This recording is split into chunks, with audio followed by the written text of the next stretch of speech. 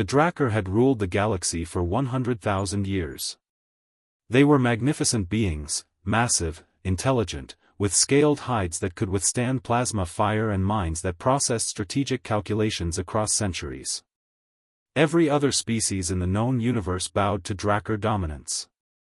It was simply the natural order. Then humanity discovered wormhole technology. The first contact was diplomatic.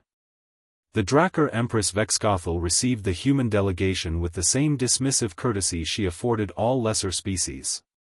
Humans were interesting, bipedal, fragile, short-lived. They had impressive technology for such a limited lifespan, but they posed no threat to Drakkar supremacy.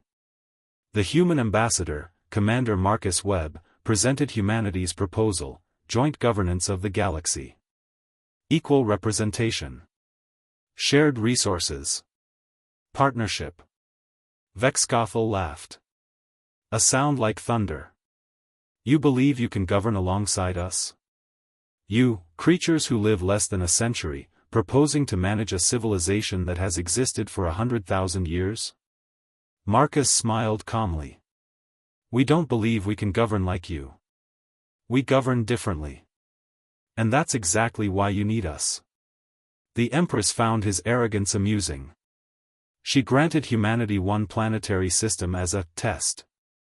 If humans could manage it without Drakkar intervention for 5 years, they could propose a formal alliance. Everyone knew humans would fail. The test was theatrical mercy. Humans didn't fail. They revolutionized it. Within 3 years, the human-administered system had increased productivity by 340%. Trade efficiency improved. Technology development accelerated. Even more shocking, the human administrators had solved a resource shortage that the Drakkar had considered permanently unsolvable. How? By doing something no Drakkar had thought to do, asking what the citizens actually needed. The Drakkar governed through hierarchy and decree. Empress decided, administrators implemented, species complied. It was efficient. It was orderly. It was, unfortunately, missing critical information that only came from listening to the beings actually living under the system. Humans listened. They adapted. They innovated based on feedback rather than tradition. When 5 years passed, Vexgothel was forced to acknowledge the impossible. She offered humanity 3 systems. They accepted, but with a counteroffer: full partnership in galactic governance. Equal voice in the Council of Powers. The other species, Ethereals, Valorians, Quantum Collective, ancient civilizations that had served the Drakkar for millennia, watched in shock. Some demanded the Empress reject this insult. But Vexgothel, with the strategic mind that had made her Empress, understood something: the galaxy was changing. The first Drakkar Human Governance Council was contentious. The Drakkar approached problems with 1,000-year planning horizons. Humans approached them with 5-year cycles and constant revision. The Drakkar valued tradition and proven methods. Humans valued innovation and experimentation. It should have been disaster. Instead, it was revelation.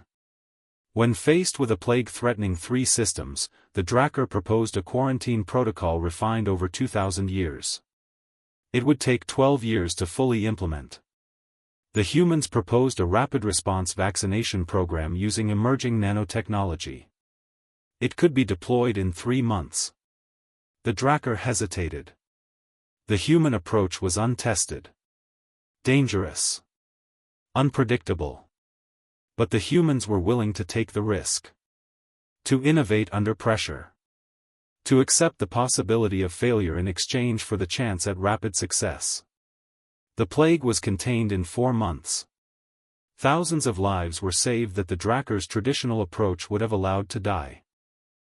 Slowly, reluctantly, the Drakkar began to understand: their greatest strength, stable, tested, proven methods refined over millennia, was also their greatest weakness. They couldn't adapt quickly. They couldn't experiment rapidly.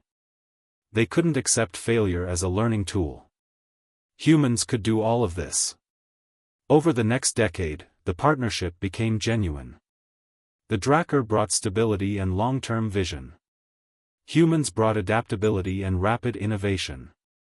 Together, they transformed galactic civilization. Old systems were questioned. Inefficiencies that had persisted for thousand-year cycles were identified and eliminated. New technologies emerged from human-Drakkar collaboration. Species that had stagnated under pure Drakkar governance began to flourish. But not all Drakkar accepted the change.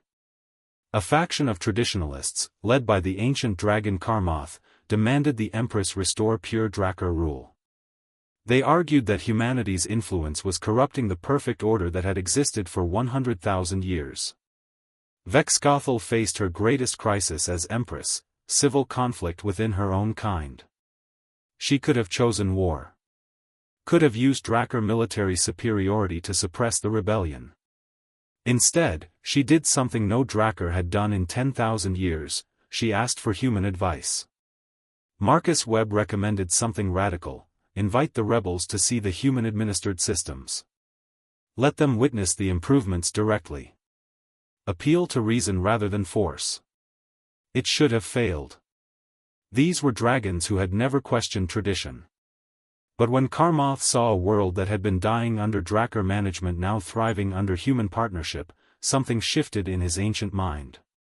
He didn't agree with everything humans did. But he understood something: change wasn't corruption. It was evolution. The rebellion dissolved. The traditionalists, though still skeptical, accepted the new order. 50 years later, the galaxy had transformed beyond recognition. Humans and Drakkar governed as true partners. The other species, no longer subordinates, became collaborators. Innovation accelerated. Problems that had seemed permanent were suddenly solvable. When historians looked back, they recognized the turning point, the moment a young species with a short lifespan showed an ancient species with a 1,000-year perspective that progress required something the dragons had forgotten how to do. Change. The Drakkar had ruled for 100,000 years because they were perfect at maintaining what existed. But when the universe changed, when new problems emerged that old solutions couldn't solve, their strength became a liability. Humans thrived because they were built to change. To adapt. To fail, learn, and try again. In the end, it wasn't that humans conquered the dragons. It was that dragons learned, through humans, how to become something greater than what they had always been. And that, perhaps, was the greatest revolution in galactic history. Kindly like and subscribe channel. Thank you.